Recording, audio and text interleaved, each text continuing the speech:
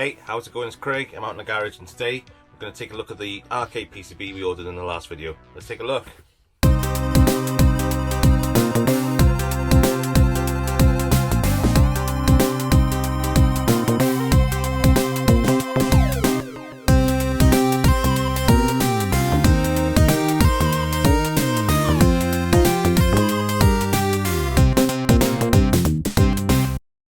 Okay, so the box arrived really quick. I think I filmed the video Wednesday evening, going through eBay, finding the item. Obviously bought it that evening. Thursday I edited the film, Friday morning the video went out, and Friday morning this arrived, so really fast. What I'm going to do now is, I've not opened it yet, we're going to open it up, have a look at the board, see what condition it's in and everything. Then we're going to plug it into one of the arcade cabs, see what we can get up and running. And then we'll go through a little bit of history of this game as well, because it's a pretty cool game. I remember it from my local chip shop, and yeah, it's really cool to have this in the collection. Cool, let's take a look. Okay, so first of all, let's open it up. I'm not going to do on my table and things. My table is full of actually arcade things from where I've been working on one of my cabinets, so I'm not going to be able to put it onto that one. So we'll do it on holding it in the air with a knife. Nothing more dramatic than that. So let's slice it open. Nice box actually, because I can store the PCB in this when it's not being used. The one thing I noticed with all my PCBs, they're all just lying around in the garage, and I'm worried about moisture and just them getting damaged in general. So I do want to get some more boxes of this, but I think this is the size of Robocop. So that's Robocop, and look at the size difference of that. So Robocop's a double layer board and it's just huge, so I need to get something that I can put that in safely and keep it nice and safe. I did post on UK VAC and a couple of people came back and with some suggestions, so I'll have a look at different size boxes for those. Right, let's open them up. Got our invoice, we know what we paid for it. We did a live, well, not a live video, but a video on it. Okay, so that's all good. Some packing foam, more packing foam, and then it's in an anti-static bag. And it's a really small PCB for an arcade PCB. I think that's my smallest one I've got here. Sticker on the back says Gaelco World Rally, UDC. So they obviously store these and look after their boards. So let's open them up, get the board out, have a look at it, and then we'll test it on the system. Keep that anti-static bag, again that's good for keeping the board safe in. Okay, so let's do a little overview of a Jamma board and what it is, because I know a couple of people asked in my previous video exactly, they'd never touched a Jamma system before. So a Jamma system is basically this is the main system of your arcade machine. Your arcade machine itself is just a monitor, some speakers, joysticks, and a coin mech and a power supply. So there's nothing much to it. It doesn't do any of the processing itself. Everything's built into this board. So this board, if you think of it as a console and a game cartridge all in one, and it connects to your arcade system through a universal adapter. The universal adapter Jamma, which is known as, there is an acronym from it, I can't remember what that is. Basically connects your system, your game, to your arcade machine, and then takes the inputs from the joysticks and things, and it takes outputs to the monitor and outputs to the speakers, and that's pretty much it. There are a couple of different connectors. So this is a Jamma connector. Typically you've got a connector first of all which does your ground, 12 volts, 5 volt and minus 5 volt. Then there's a gap so you don't put the harness on the wrong way around. Then the rest of these connectors are doing things like your coin input, your up input, your down input, your left input for player 1, and then on the other side of the board it'll do player 2. So it's pretty simple technology really. It's nothing too complex about it, other than obviously what is built into the system is quite complex. Actually, when these things go wrong, they can really cause you some headaches. I bought a couple of faulty boards which I want to do repairs on. I bought Sunset Riders, which the graphic and the sound and everything works except for the players don't show up. I've also bought some WrestleFest boards, so WWF WrestleFest, so again they got different graphics glitches. So at some point I do want to get into learning how to fix these boards and giving them a go at doing some repair videos. but I'm totally new to this area. It's not something I've done in the past. So yeah, we're going to plug this in now, get it set up on the arcade cabinet, and then we'll take a look at some gameplay. Cool. Okay, so this is the cabinet we're going to test it in. As you can see, it's mid restoration. I've got new T-molding to go on the edges, so I've got those to come and install. No, I've got them actually. I just need to install them, cut them to size.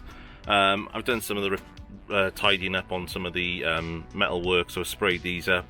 I've put a temporary marquee in there. I've not screwed it back in because I want to change that marquee out. Cowboys and Moo Mess is a great game, but that marquee's not very inspiring, is it? I've recapped the monitor, so the monitor's doing pretty well. It's still got a couple of things I want to sort on it. And then down here we've got our control panel, basic 3-button control panel for lefties or righties depending on what setup you want to run. And then the rest of it just needs a good clean out down here. It's just coin boxes full of parts on the floor, and yeah, it just needs a good clean out and sorting, and it'll be up and running properly then. So we're going to use this as a test for this system today. So this is our board, as we looked at just a minute ago. It's got some dip switches on there. I'm not going to play around with them at the moment. They control things like whether you want it on free play. Sometimes it controls the level of difficulty on it as well, and a few other settings on there. I'll find a PDF somewhere online to have a look at what we can adjust on this board in the future. It'd be nice to have it on free play, so I'm going to worry about coins then.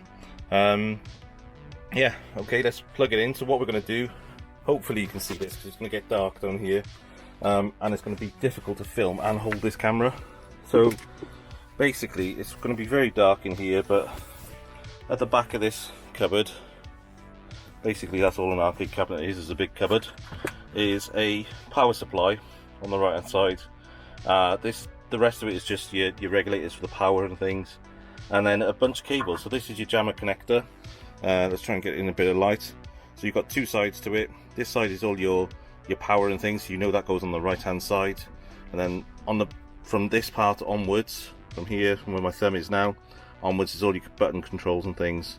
Yeah, so it's a pretty basic harness, and it literally just clips onto this board. So I'm going to try and position you somewhere where I can film doing that. Wish me luck, because I'm trying to hold everything and do it at the same time. Okay, so here we go. Hopefully this will reach and you can see what I'm doing. So basically you've got to make sure these power connectors are on this right hand side. Some of them have top or component side written on them. This one doesn't, but if you put it on that way around, there's a good chance that you're going to put the 12 volts and everything through the wrong part of the board, and you could cause some damage to your board or other parts of your cabinet. So what we're going to do is literally just line up the pins, and it just pushes on. So you imagine a cartridge going into a slot on a Mega Drive or a SNES or any other console really, and that's pretty much it. So that's plugged in, that's your Jamma connected. There's generally something we need to do with the monitor, so I'm guessing we're going to need to do a monitor adjustment in a bit, but let's power it up and see where we get to. Okay, so in my cabinet I've got a power switch up here. You can hear buzzing and electrical noises coming out of that, but that'll settle in a second. That's just where it's all getting warmed up, and there's a massive CRT monitor in here. So let's have a look what we're going to get. Okay, so we've got sound straight away.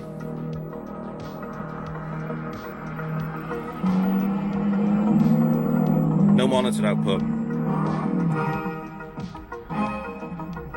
Okay, so the monitor, let me turn it off a second.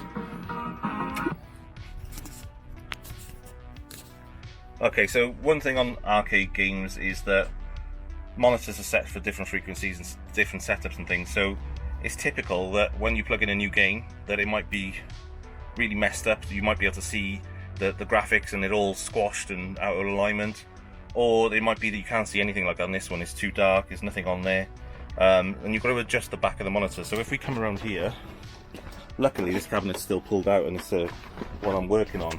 Let's try and flip that around. So this is the back of the monitor. I'll have to try and probably lighten this up in when I'm editing it to see if we can get a little bit more light in here. But basically you don't touch the back of the monitor unless you know what you're doing. There's certain things you can touch which are quite safe. These pot adjustments along the bottom are what we're going to be adjusting. So they're little adjusters that you dial up and dial down, and that'll adjust the brightness, the vertical hold, the horizontal hold, and all things like that. But the rest of this chassis, because it's a live chassis, if you touch the tube or certain parts of the tube, certain parts of the neck board, especially when it's running, you're going to seriously injure yourself. So please do not mess around with monitors unless you know some level of competency on them. So what I'm going to do is I won't film from this side. I'll try and get the camera so you can see the monitor being adjusted. So what I'm going to do is turn it back on. I'm going to put you here. Will that work? No. Try and put this camera somewhere.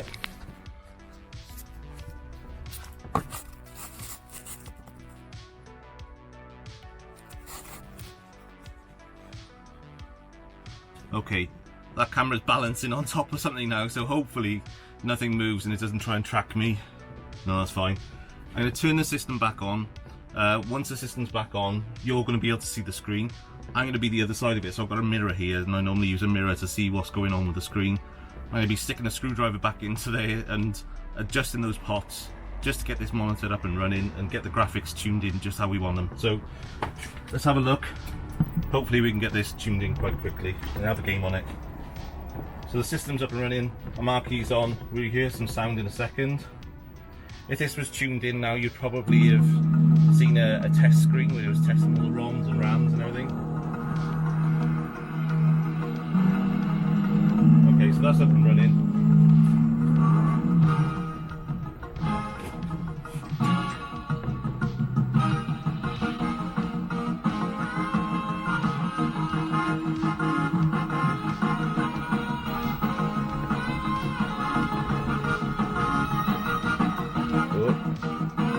Okay, so I can see something. Obviously it's very blurry at the moment.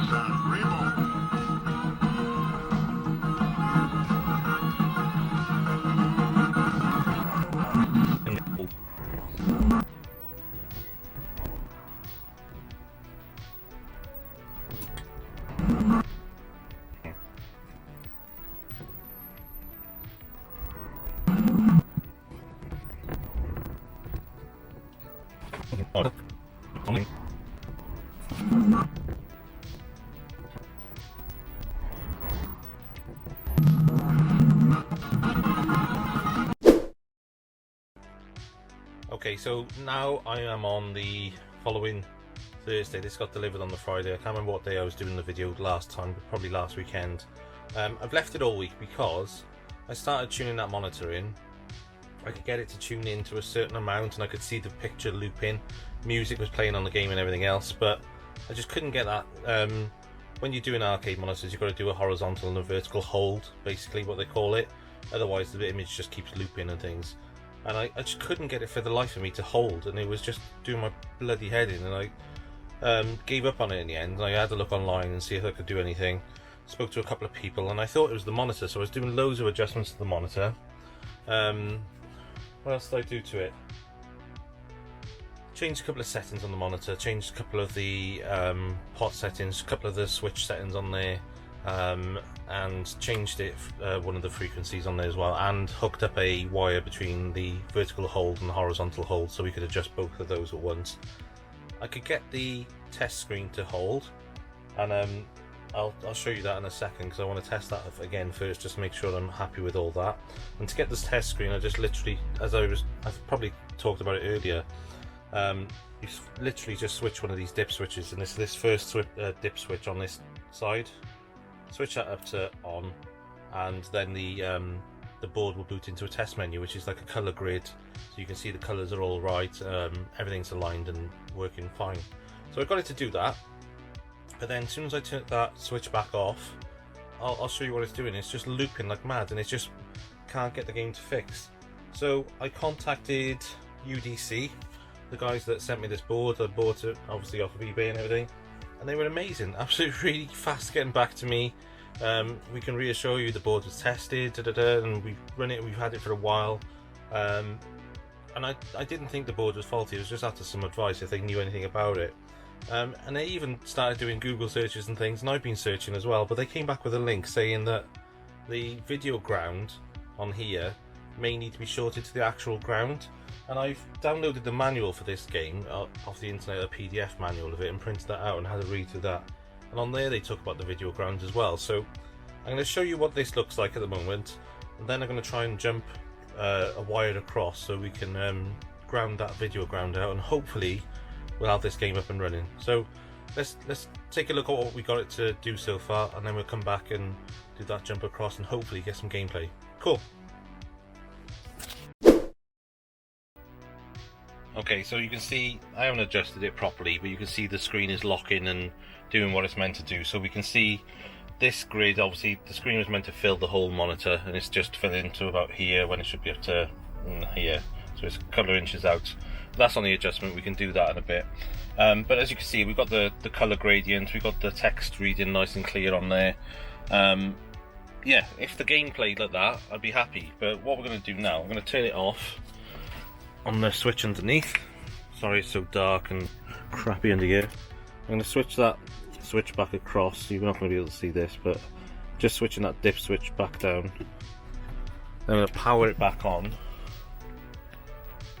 Oh, obviously didn't switch it off.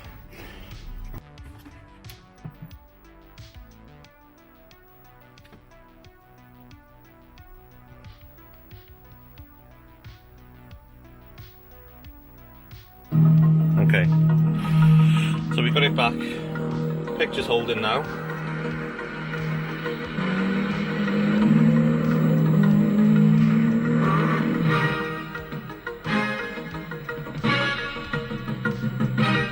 A bit of a twitch to it.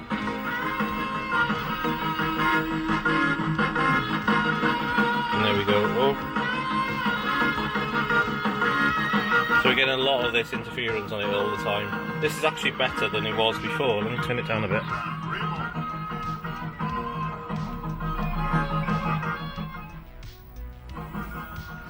Okay, so this is pretty much what we were getting before. I've turned the volume down now. So obviously there's no hold on it. You can see the game's running, but no way you're going to be able to play that. Okay, so what I'm going to do now is try and jump a wire across just from that video ground across to the main ground. Look, it's holding again when it's on that menu screen. It's just when it gets into the gameplay that it jumps. So let's jump that wire across and see if it improves anything and see where we go from there. Cool. Okay, it's really dark down there, but I've jumped a wire basically from one pin to the other on there, on the Jamma board. I'm going to give this a go now, so let's boot him up. Okay, so immediately I can see that test screen is full screen now and it's holding position, which is great. Will the game hold? Look at that. Still a bit of adjustment to do on the colour and things. Is this camera going to... That game's working now, thankfully. This twitch at the top of it, I need to do some more work on this monitor. That's pretty cool. So what I'm going to do is push this cabinet back into place, and we'll have a quick gameplay on it. Cool. Okay, so I pushed it back in. It's not fully in because I've still got work to do on this. I want to adjust the colours, and I still got loads of work to do on this cabinet as well. I've got 40p, 2 20p pieces. Let's see what we get out of that.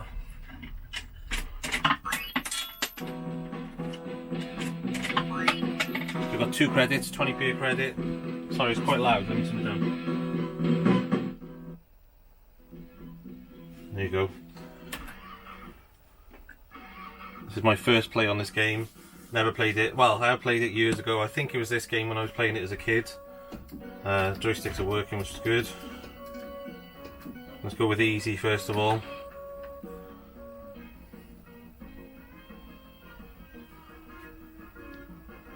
It's one of those games I remember playing in the chip shop, and I don't know how good I was at it back then. I was probably only young.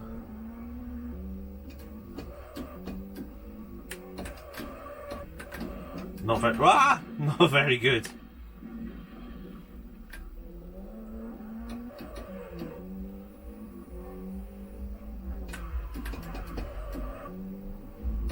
Oh, I'm off the track again.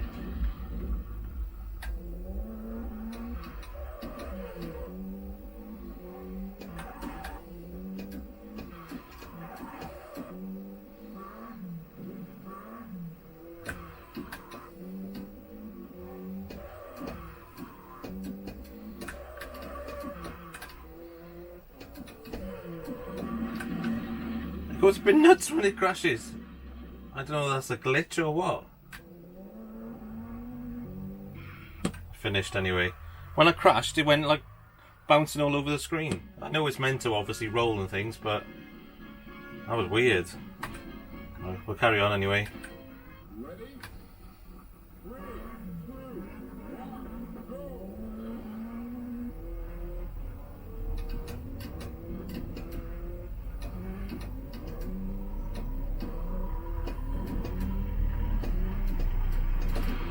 Oh, spinning out.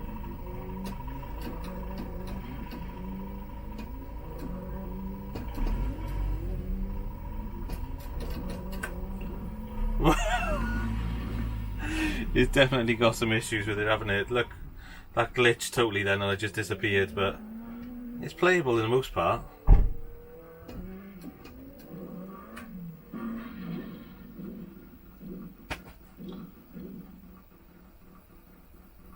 Right now I just got a shadow of a car there. I can't do anything with it. Oh, this game! Right, we're going to run out of time, so we'll have to end this game. See if we can start again. Oh! My car just disappeared. Right, it's back and now it's sideways.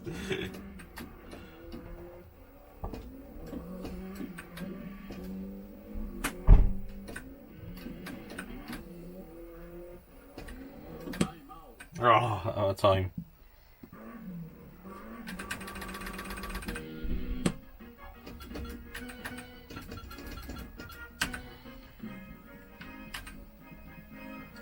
.35th. One more go. One more credit.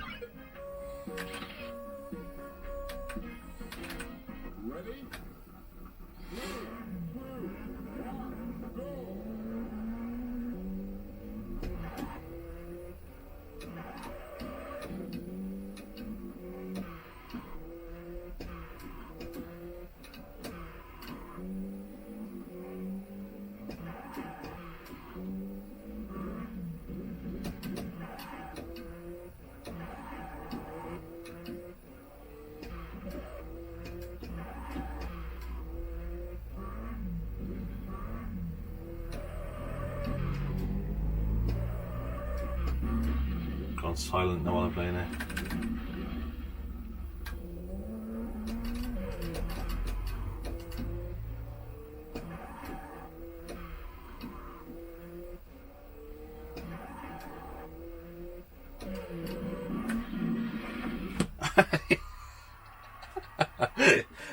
That was nuts. Literally crashed and it just shot me across the finish line.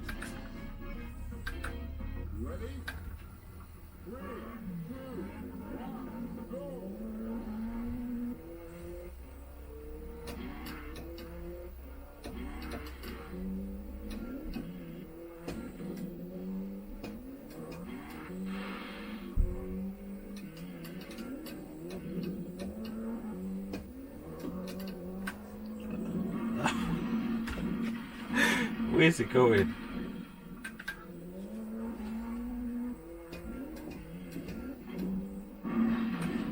It just glitches and goes like bounces across the screen.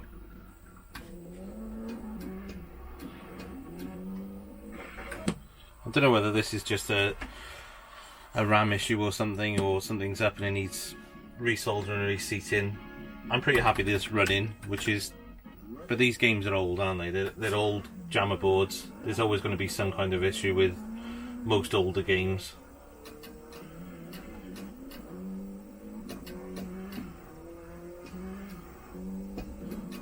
Oh, crash.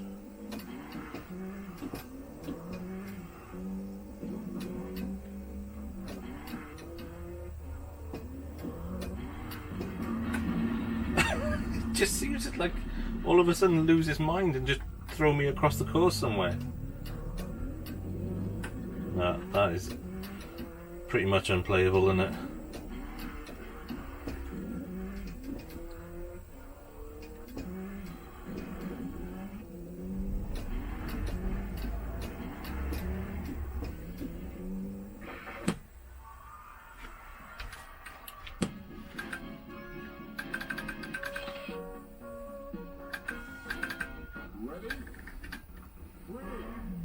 See if this level's any better. But this is the first level again, but on medium difficulty. No, that just threw me off the track straight away.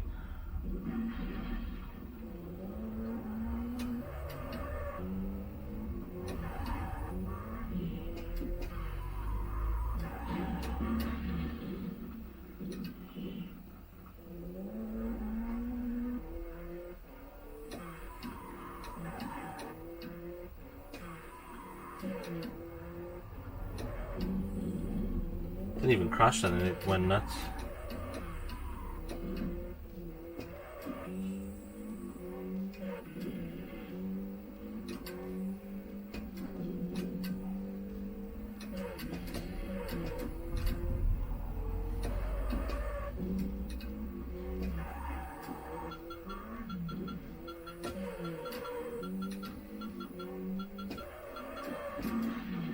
Oh, time exceeded.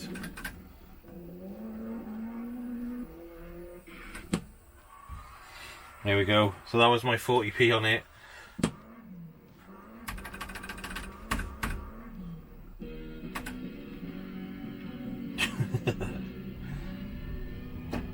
Where did I come that time? 35th last time. 16th? No. 16th and 4th. I don't know what Rally and World Championship is.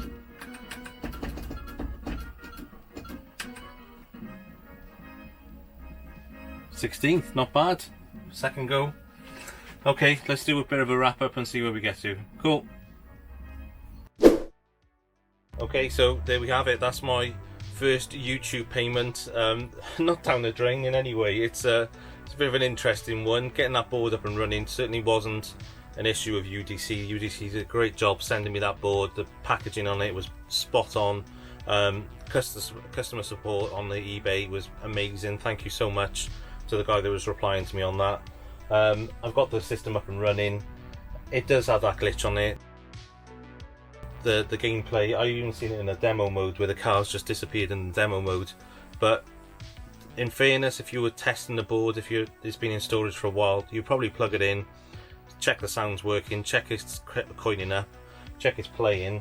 But until you get into a little bit of a level gameplay and then crash the car a couple of times, you don't notice those glitches. And yeah, it's I don't know, it's pretty unplayable, but it's cool to have in the collection. One day I might have a look at whether we can take a look at the RAM chips and the ROM chips on there. Sometimes little glitches like this are just a chip's not set into a holder correctly, or they need reflowing with a soldering iron, and I can do that quite easily. So yeah, it's in the collection. It's a great game. It's one of those memory games that I had from playing in a chip shop as a kid, as I said. And yeah, I'm pretty pleased that for my first YouTube payment I've used it to buy something like this. It's a little bit different, and maybe we'll see it as a future project where we get it back on the bench and we have a look at the board and do a little bit of see if we can do a bit of a diagnostic test on it too. But yeah, it's, as you can see, you get into nighttime levels and everything else on there. I've not got that far on there. I literally put 2 coins in there, had 2 quick goes on it. I might have another blast in a second just to see how often that glitch is kicking in, but yeah, even though it's got a glitch, I'm still happy. So thank you for watching. Hope you've enjoyed that. I'm thinking, and a couple of the comments and the feedback from the previous videos to this, where we were buying the board and looking for the board, is that people will be interested in a live stream of that. So next month, probably around the 10th onwards of what we're meant to be in now. We're in March now, so 10th or 11th of April, somewhere around that date, I'll probably be doing a live stream. If you want to come on that, you're more than welcome. Just give me a shout, and maybe we can search through the internet and eBay and find what I can spend my next amount of money on there. I don't know how much that will be, but we'll see what we can do. Cool, thank you for watching. The usual stuff. Give us a like, comment down below, and I'll see you soon. Cool.